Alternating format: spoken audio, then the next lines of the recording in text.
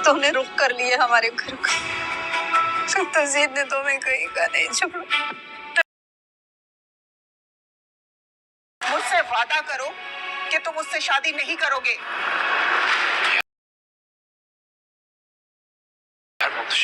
Miss Tazeen कल रात से हवालात में हैं। उन पे प्रिंसिपल साहब के 20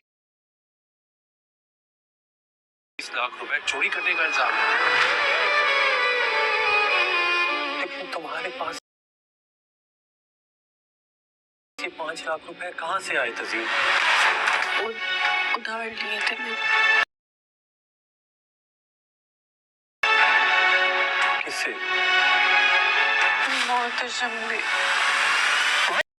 ड्रामा सीरियल खफा में तज़ीन की मेहंदी हो रही होती है कि उसी दौरान पुलिस तज़ीन को अरेस्ट करने के लिए आ जाती है। वो तज़ीन पर ये इल्ज़ाम लगाते हैं कि उन्होंने स्कूल के ऑफिस से 20 लाख रुपए चोरी किए हैं, जबकि तज़ीन ने ऐसा कुछ भी नहीं किया होता और ना ही वो ऐसी लड़की होती है।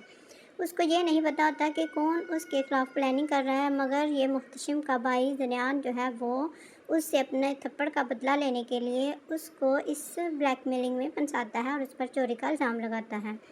और दूसरा उसका मेन मकसद होता है इस शादी को भी रोकना, क्योंकि वो ऐसा करके सबकी नज़रों में उसको गिराना चाहता है ताकि उसकी शादी ना हो सके और दूसरा उसके थप्पड़ का बदला उसको मिल सके। मगर ये सब कुछ उसके बाप को पता नहीं होता, उसका बाप नहीं जानता कि वो क्या कुछ करता बैठा है। और दूसरी तरफ तज़ीन की माँ और बहन बहुत परेशान होते हैं क्योंकि उसकी फूफा उनको बहुत बातें सुनाती हैं।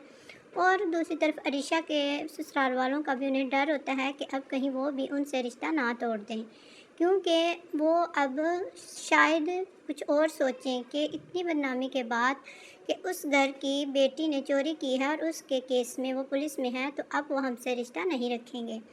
मगर ये बातें वो खुद सोच रहे होते हैं, अब उसके ससुराल वाले भी बातें करते हैं। दूसरी तरफ उसकी फूफा जो होती है वो भी इस रिश्ते से इनकार कर देती है और अपने बेटे को सख्ती से अपनी कसम दे देती है कि अगर उसने दोबारा उससे शादी करने का सोचा भी तो उसके लिए अच्छा नहीं होगा, क्योंकि वो अब उसको अपनी बहू बनाना नहीं चाहती।